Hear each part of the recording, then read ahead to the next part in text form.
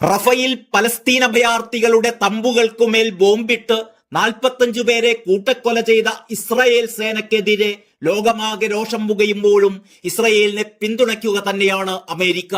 റഫയിലെ Israel ആക്രമണം അതിർവരമ്പുകൾ ലംഘിക്കുന്നതല്ലെന്നും റഫയിൽ Israel പൂർണ്ണമായ രീതിയിൽ അധിനിവേശം തുടങ്ങിയിട്ടില്ലെന്നും വൈറ്റ് ഹൌസ് വക്താവ് ജോൺ കിർബി പറയുന്നു.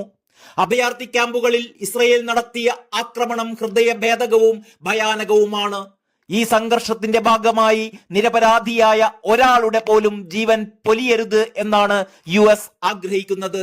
സംഭവത്തിൽ ഇസ്രായേൽ അന്വേഷണം ആരംഭിച്ചിട്ടുണ്ട്. പക്ഷേ ഈ ആക്രമണം കൊണ്ട് US-ന് നയംമാറ്റം ഉണ്ടാവില്ലെന്നും വൈറ്റ് ഹൌസ് വക്താവ് അറിയിച്ചു. വലിയ സൈന്യവും ആയുധങ്ങളുമായി ഇസ്രായേൽ റഫയിലേക്ക് എത്തിയിട്ടില്ല. വലിയ രീതിയിൽ ഇസ്രായേൽ കരയാക്രമണം തുടങ്ങിയിട്ടില്ല എന്നും US വക്താവ് പറഞ്ഞു. നേരത്തെ റഫയിൽ ഇസ്രായേൽ കരയാക്രമണം തുടങ്ങുകയാണെങ്കിൽ അവർക്ക് ആയുധങ്ങൾ നൽകുന്നതിൽ പുനഃപരിശോധനയുണ്ടാവുമെന്ന് US പ്രസിഡന്റ് ജോ ബൈഡൻ വ്യക്തമാക്കിയിരുന്നു. ഇതിനിടെ റഫയിൽ കൂടുതൽ പ്രദേശങ്ങളിലേക്ക് കടന്നുകയറി ആക്രമണം നടത്തുകയാണ് സൈനിക ടാങ്കുകൾ. മധ്യ റഫയിലെ അൽ ഔദ മസ്ജിദിന് സമീപം ടാങ്കുകൾ വെടിയുതിർത്തുകൊണ്ടിരിക്കുന്നതായി ദൃക്സാക്ഷികളെ ഉദ്ധരിച്ച് മാധ്യമങ്ങൾ റിപ്പോർട്ട് ചെയ്യുന്നു.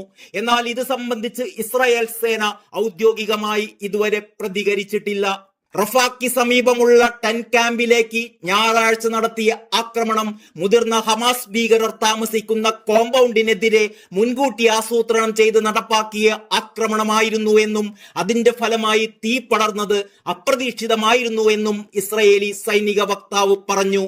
ഈ ആക്രമണത്തിൽ സമീപത്തുള്ള ടെന്റുകളിലേക്ക് തീ പടർന്നാണ് 45 പലസ്തീനികൾ കൊല്ലപ്പെട്ടത്. അതേസമയം ഗാസയുടെ തെക്കൻ ഖാൻ യൂനിസിൽ ഇസ്രായേൽ നടത്തിയ ആക്രമണത്തിൽ 3 പേർ കൊല്ലപ്പെട്ടതിൽ 2 കുട്ടികളും ഉൾപ്പെടുന്നതായി അൽ ജസീറ റിപ്പോർട്ട് ചെയ്യുന്നു. ആക്രമണം തുടർന്നുകൊണ്ടിരിക്കെ ഗാസ സിറ്റിയിലെ അൽ അഹ്ലി അറബ് ഹോസ്പിറ്റലിലേക്ക് 15,000 ലിറ്റർ ഇന്ധനവും 14 കിടക്കുകളും മരുന്നുകളും അത്യാവശ്യ സാധനങ്ങളും എത്തിച്ചതായി ലോക ആരോഗ്യ സംഘടന ഡയറക്ടർ ജനറൽ ടെഡ്രോസ് അഡാനം പറഞ്ഞു.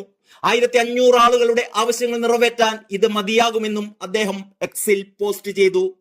റഫ കൂട്ടക്കുരുതിയെ കടുത്ത ഭാഷയിൽ അപലപിച്ച ഐക്യരാഷ്ട്രസഭാ സെക്രട്ടറി ജനറൽ അന്റോണിയോ ഗുട്ടറസ് ഗസയിൽ അടിയന്തര വെടിനിർത്തലാണ് വേണ്ടതെന്ന് ആവശ്യപ്പെട്ടു. കൂട്ടക്കൊല ഹൃദയഭേദകമാണെന്ന് പറഞ്ഞ UK വിദേശകാര്യ സെക്രട്ടറി ഡേവിഡ് കാമറൺ സംഭവത്തിൽ സുതാര്യ അന്വേഷണം വേണമെന്നും അഭിപ്രായപ്പെട്ടു. ഗസയിലെ സ്ഥിതിഗതികൾ വിലയിരുത്താൻ UN രക്ഷാസമിതി യോഗം അടിയന്തരമായി ചേരുന്നുമുണ്ട്. News desk Kalakaumudi.